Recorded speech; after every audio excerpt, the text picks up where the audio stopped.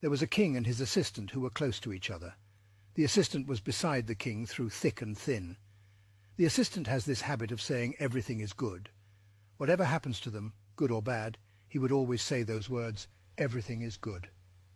Whenever they won or lost, whenever they survived an attack by mountain bandits, or whenever they were caught in a terrible storm outside, the assistant would exclaim, everything is good. One day the king and his assistant went hunting. They did not realize that they were already lost in the forest. The assistant used his long sword to cut the thick bushes along the way. The king would then follow him.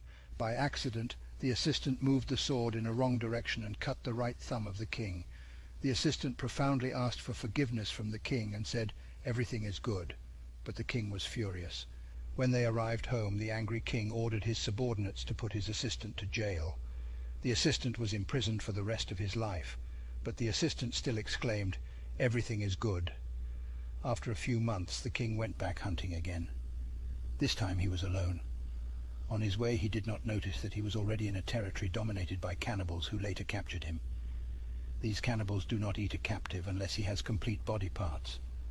When they saw that the king's thumb was missing, they set him free. The king ran as fast as he could. When he arrived home, he went immediately to his assistant in prison and ordered his men to set his assistant free. He narrated to his assistant what happened to him. After the assistant heard the whole story, he happily exclaimed, everything is good.